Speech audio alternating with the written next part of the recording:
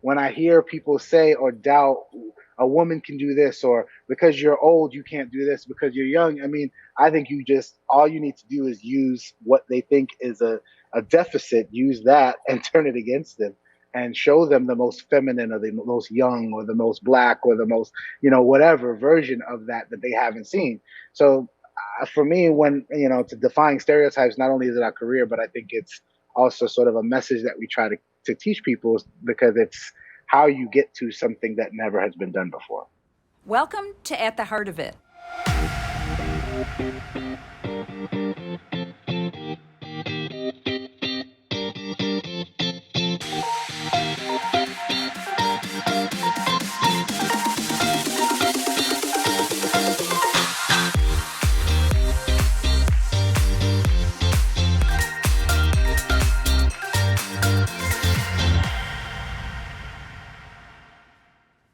Hi, I'm Nancy Brown, CEO of the American Heart Association. It's been said, if music is life, then the violin is its soul.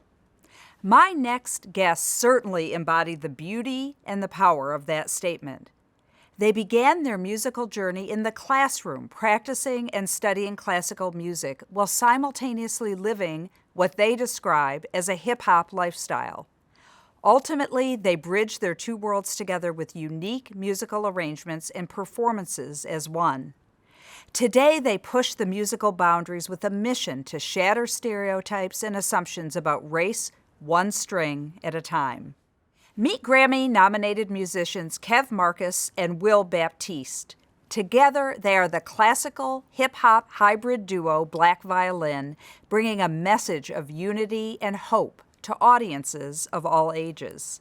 And they've teamed up with the American Heart Association, bringing exclusive performances to our Heart Balls nationwide. Defying the sounds of classical violin and challenging stereotypes. Meet Kev Marcus and Will Baptiste, better known as Black Violin. The duo met in a Florida classroom and found their combined passion for music. After attending separate colleges, they joined together to form Black Violin. Although they had been playing for years, it wasn't until they got their big break while on Showtime at the Apollo. The two have been unstoppable ever since. 4 albums and a Grammy nomination later, Black Violin is now taking their talents to educating youth in the community. Today, hear how they didn't let stereotypes define their destiny. Guys, thank you for coming on.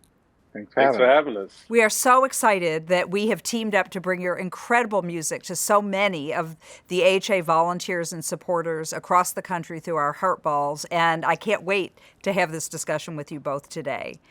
But let's get started with playing Signature 5. Are you ready?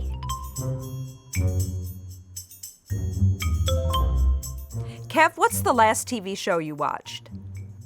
Oh, the last TV show I watched last night, I was watching, it's called C. It's on Apple TV. It's like Jason Momoa and our good friend Alfre Woodard is in it. She's doing a great job, so I was catching up on that one. Awesome. How about you, Will? I was watching this show called Evil. It's on I watch crazy stuff. It's on what's it on? It's on ABC. It's called Evil, and it's about a priest that's trying to, I guess, convince that the world that God exists and all that. So I was catching up on that. All right. How about the last great meal you had? Will, how about you?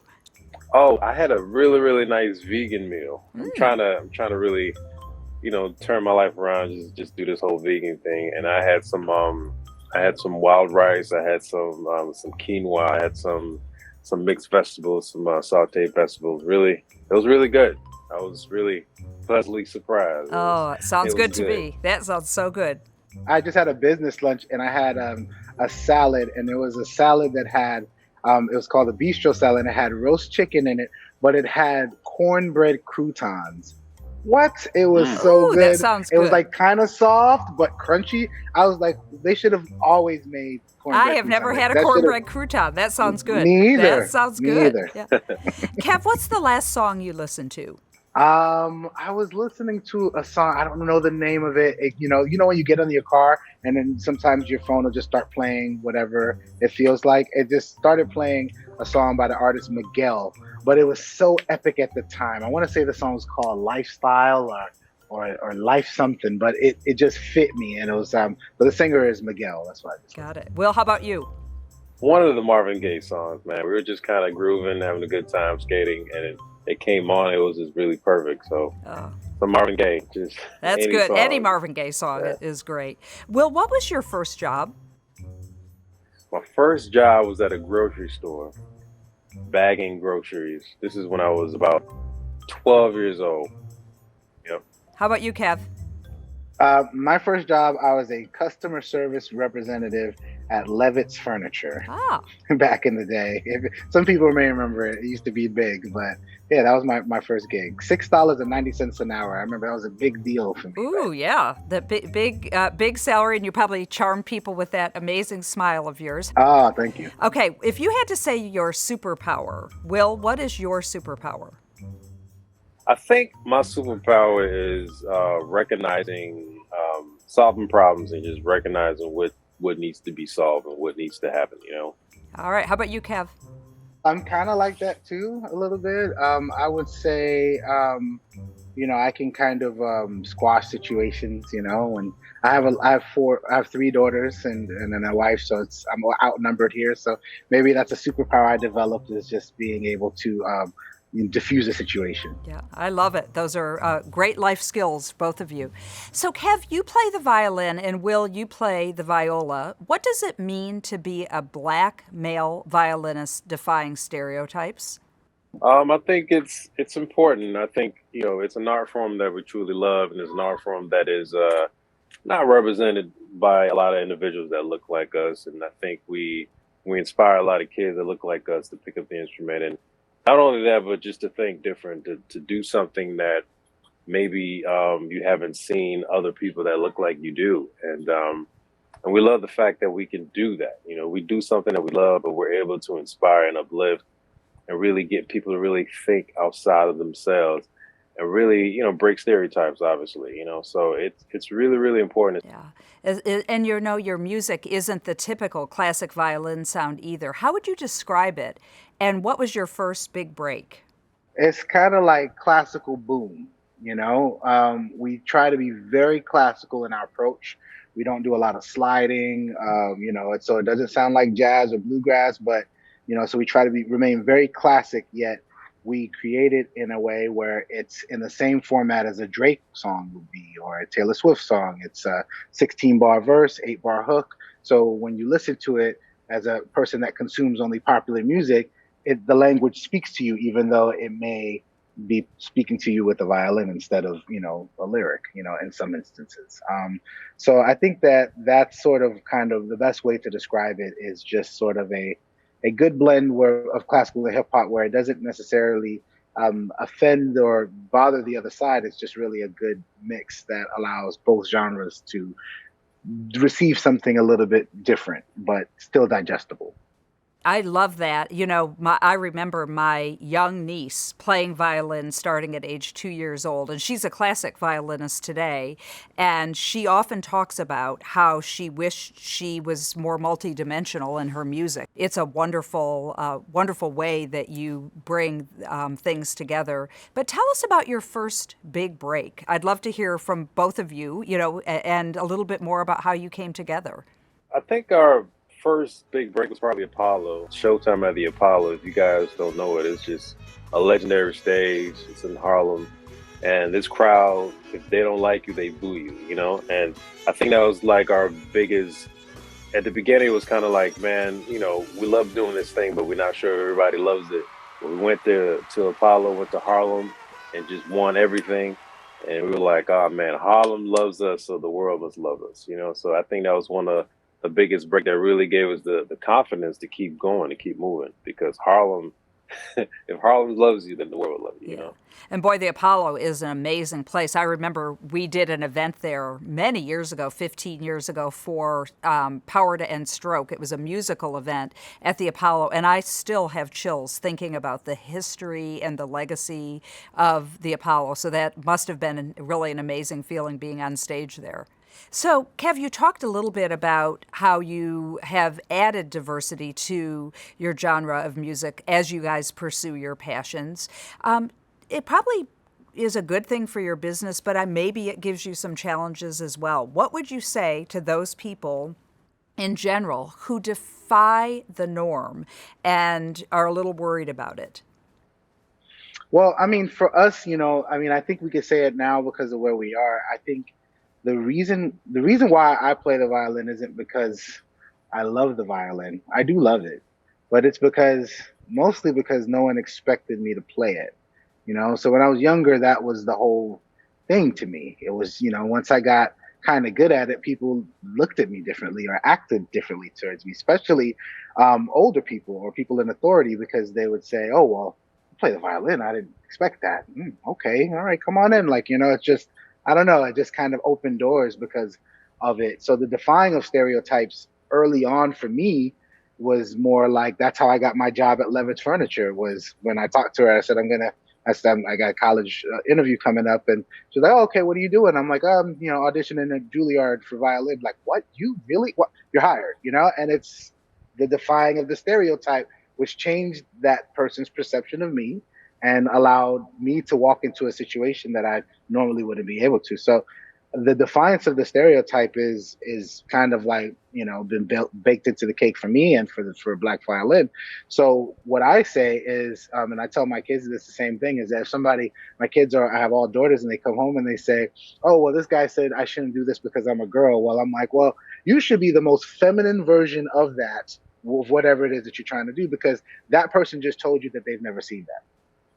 And to me, when I hear people say or doubt a woman can do this, or because you're old you can't do this because you're young, I mean, I think all you need to do is use what they think is a deficit, use that and turn it against them, and show them the most feminine or the most young or the most black or the most, whatever version of that they haven't seen.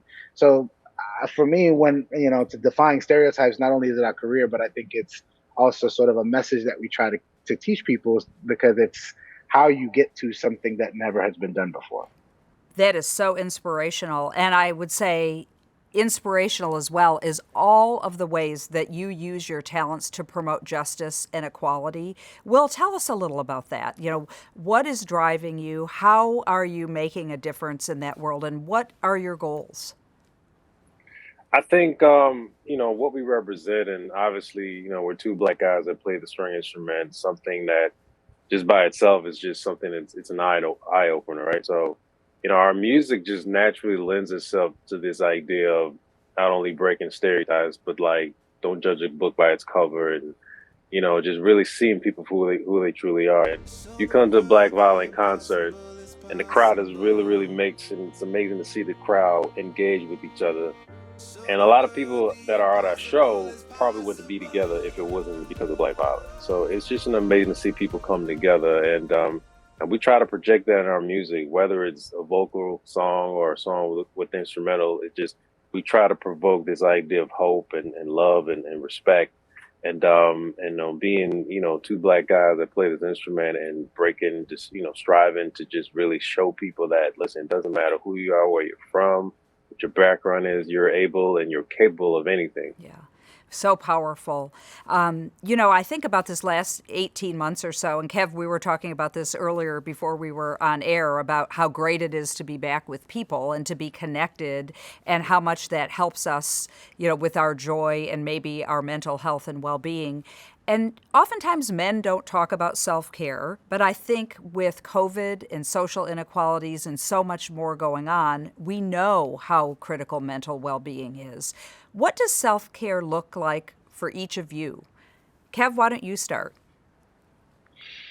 I mean, that's a really, really great question. I mean, that's something that I think for me personally throughout COVID, I've had a chance to focus on it a little bit more. And define what it means. For me, it's really the three pillars. It's really mind, body, and soul. And if any moment one of them is out of line, I feel like my balance is off and I just want to tip over. But I don't think I was able to recognize it the same way until I had 18 months off, to kind of sit with myself and see.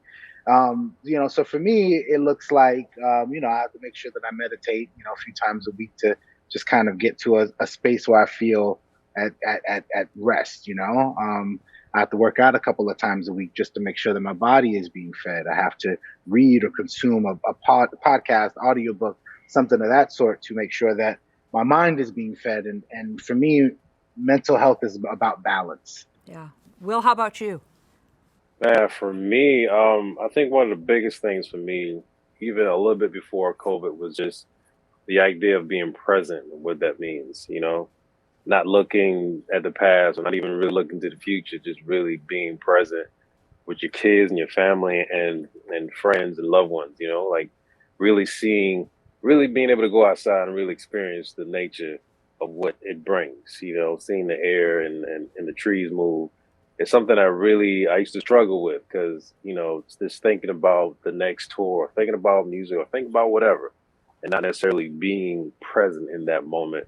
It's something that has really helped me to not only focus on what's true and real in life, but also it helped me to kind of like just breathe and just pause and just able to just kind of like, it's okay to lay in bed and not do nothing for that day. You earn that, that chill moment, you know what I'm saying? And not necessarily feel like I got to go work, got to go do something. So, I've been working on that and that's been helping me a lot. Yeah, I love that. That is a good life lesson, I think, for all of us. And, Kev, you talked about getting back out on the road, and you guys are in such high demand. So congratulations for that. When you're on the road, how do you balance your family life? This is something I think we'd love to hear it because you both have spoken so much about your families and how important they are to you. How do you integrate your family in with your work? A lot of FaceTime, I guess. Mm-hmm. A lot of FaceTime. I did a FaceTime happy birthday to my youngest last a couple weeks ago, and it's a lot of sacrifice. But at the same time, I think the families have to be part of the career in a way. Like they share in the successes. Like I spoke of off air. It's just my oldest had told me, I was like, I probably missed half of her life, and she's a teenager, and just on stage chasing this dream. But then when I asked her, I was like, well, are you sad about it? She's like, no, I see what you were working towards now. I wouldn't have known it when I was younger, but I understand what you're working towards, and it meant so much to me. So, they're always there with us, and they share our successes with us. So I think that, you know, that is a comforting feeling, even though we are gone quite a bit. But it's also the work that we're doing is important. So I think that if we're just out there just playing music to play music, but there's so much more. There's a message and a mission behind it. I think that helps us feel good about the legacy that we're leaving, and I think that they'll understand. Part of the reason that we teamed up is because we share a passion for supporting and advancing the needs of our communities. So I was really excited to read about the nonprofit you started called the Black Violin Foundation that you have dedicated to empowering youth in communities. Tell us about that. Why did you start it? Why is it important to expose children to music and instruments? And what impact are you seeing? Nice. Yeah, like this has been something we wanted to do for a really long time. We spent a lot of time on the road and making albums and doing other things, so we just really hadn't had the time to start it until a couple of years ago, where these two wonderful ladies, who happen to be married to us both, Aha! our wives, decided to start the foundation and kind of get it going. And it's just been an amazing success. I guess the idea was to put more instruments in more children's hands and provide opportunity to those that normally wouldn't get it. I think those were the pillars, and it's been going well. Boy, I just love the components of what your foundation is working on. You're taking away the barriers that would stand in the way of people pursuing music as their passion. And when you think about barriers or equity and how you have broken industry norms, really, and you've fought for equity in classical music, speak to us broadly about the power of equity and, what have you learned on your journey and anything that you might relate to health equity? I mean, it's crucial. I mean, we understand firsthand what it means to just not be in a position to really, pursue some of the things that you want to pursue simply because you don't have the means. I remember being in middle school. I used to walk by this park, Holiday Park in Sunrise, and I used to see this big flyer that says, "Come and learn gymnastics" or whatever. You know what I mean? Like me being from the islands, the biggest dream always had was to be in the Olympics, right? And even though I played the viola, but I wanted so badly to be in the Olympics, run track or something, or just be, do gymnastic. And I remember just not having the means. I didn't have like insurance, health insurance. That was one of the biggest things. I didn't have health insurance, and I couldn't do that. And I had music that didn't really require health insurance, but things like that. Where kids are just or people are just paralyzed because of things that I feel like it should be available to all, in my opinion. These things should be something that is just like you should have the right to have health insurance. You should have the right to have access to these things. They're gonna elevate you to just be the best person that you can possibly be. I think about the kids that are just it can really stifle a kid. It can really put a kid in a position that they don't want to feel or want to dream. You know what I mean? I was one of those kids that just, if I didn't have music, if I didn't have something, an outlet, I mean, I couldn't imagine where I would have been because, kids have imaginations. They want to dream. They want to be able to really think of themselves in higher place and higher heights. And if these things are in front of them and they don't have the access, it just really kills their dreams. You know what I mean? So that's why we push for these things so much.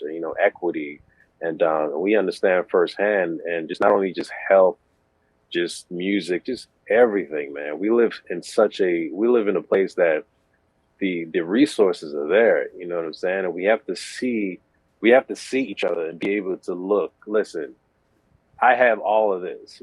I can give this person this or this person that. I don't need all of this. And I think the issue with our society, we don't see each other as equal. We don't see each other really. And I think that's something that we obviously would partner with you guys, with us. That's what we try to strive to do. We're trying to open this, kind of just allow people to see through a different lens, that we all deserve these basic things to allow us to be free and to actually be present, be joyful, So it's important. It's crucial.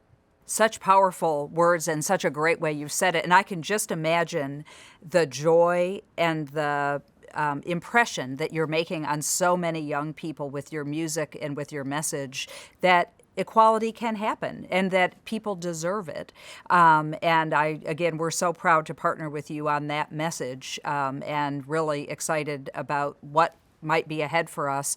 But let me ask you both something. You have achieved so much, including playing at very high-profile events. I'd love each of you to comment on what has been your proudest moment.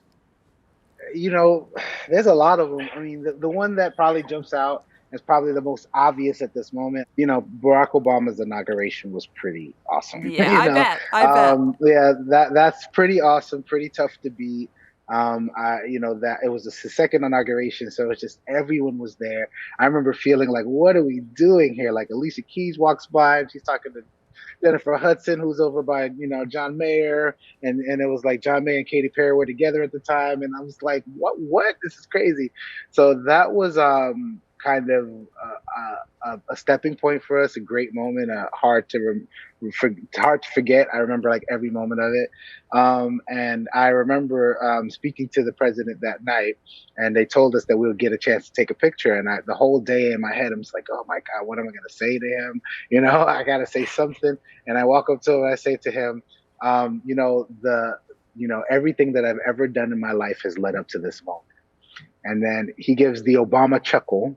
And then he said, tough thing is to figure out what to do next. Oh, And I'm like, wow. And to his point, 8 years later, someone's asking me what's the most memorable moment, and it's still that moment 8 years later. So he was right. Like, how do you even top that? If everything in your life has led to this moment. and there was So probably an that would analogy that he was feeling at that exact moment as well, right? What do you do next when you have achieved so much? Will, what would you say? What was your proudest moment?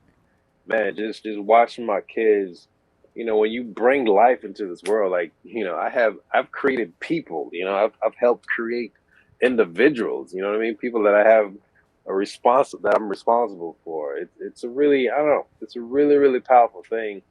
And my third child was actually born in my house, you know what I'm saying? In my room. And that was just like another level of experience. And it's something that's just, it's glued to my mind, it's glued to my head. And that was one of the most powerful things I've ever seen. And it just really shows me humanity, and it shows just what it really is and what we're supposed to do. You know what I mean? And I saw God. I mean, it was a really powerful moment for me. You know what I mean? And it was powerful for my wife too. She was doing her thing. Wonderful. Wow. It's incredible. And it's, again, so clear how much your families mean to both of you. And I think that's part of who you are and why people respect you so widely. And, often we go to people we respect for advice. And I would love to know from each of you, what is the best advice you have received, and who did you receive it from?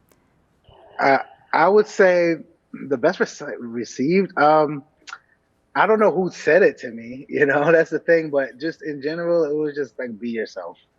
I think a lot of people, especially now, even more than before, because there's Instagram and there's all the social media, I think everybody's just trying to be someone else. And it's just like, be yourself, man, and if that's not good enough, then they could just leave, but, be yourself. It takes less energy. It's more engaging. People will like you more when you're who you're supposed to be, and that's you. And it can only be one you. So that would be my answer. I don't know who necessarily told me that, but it is something that I live by. Yeah, and it stuck with you, obviously. Will, how about you? All right, so I'm gonna try to make this really quick. There's a television show called Billions, and it's basically about billionaires and stocks and all of that, right? And there's these two characters sitting at a table eating lunch or eating dinner, and they're looking at each other. One guy wants to get a football team, so he needs the okay from the other guy, and the other guy is telling him, "Listen, do you remember the first time you made $1 million?" And they're just looking at you like, "Yeah, it was the best feeling in the world." And that guy said, "I've never gotten that feeling again until I was able to give it all away." Wow. And that just really, really stuck to me. And I was just like, that is the key, in my opinion, to life and joy and happiness, is to establish something, whether it's knowledge, whether it's finance, anything. You've accumulated this thing, and you've accumulated the knowledge, you know how to do this thing. Now it's time for you to give it away. Give it away. You know what I'm saying? I think that is something that it's a level of joy that you can't measure, And that thing is really, really stuck to me.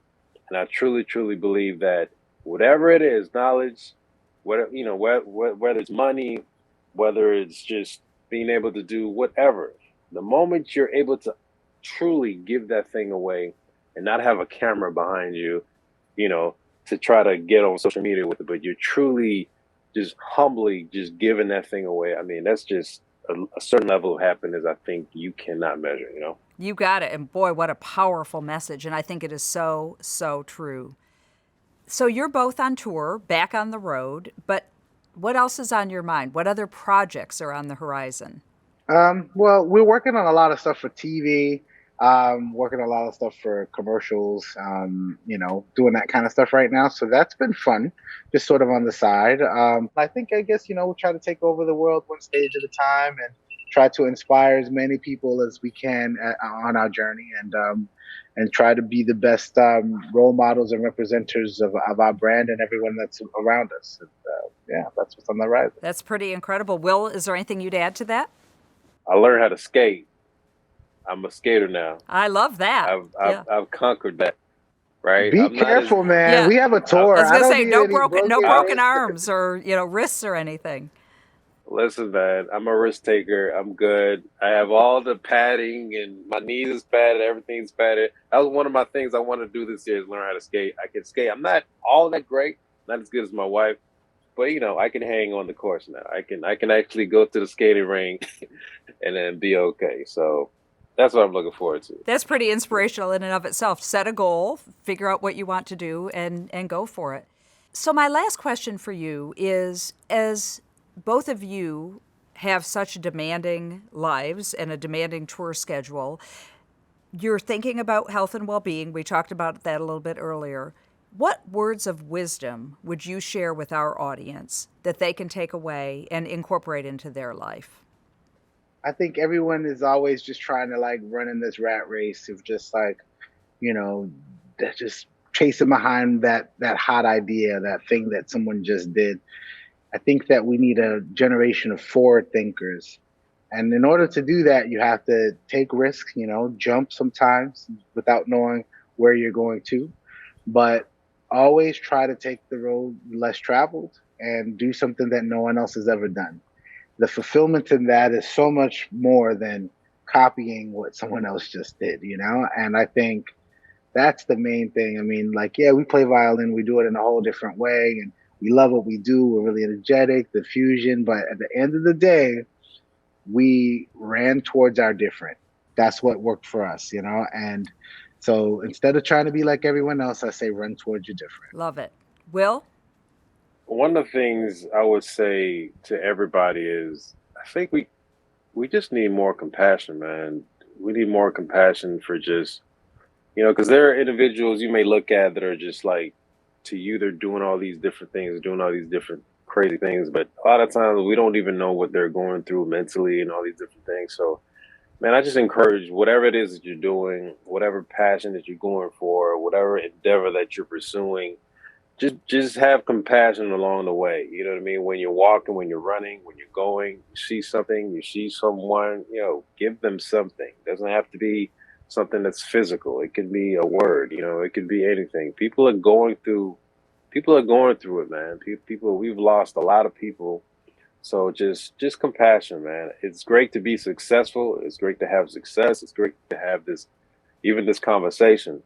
But man, what we need more in the world is just compassion, man. People that really actually, people that care. And I think we all have the capacity to really care and have that compassion. So let's just spread that, just spread some compassion around the world, I love it.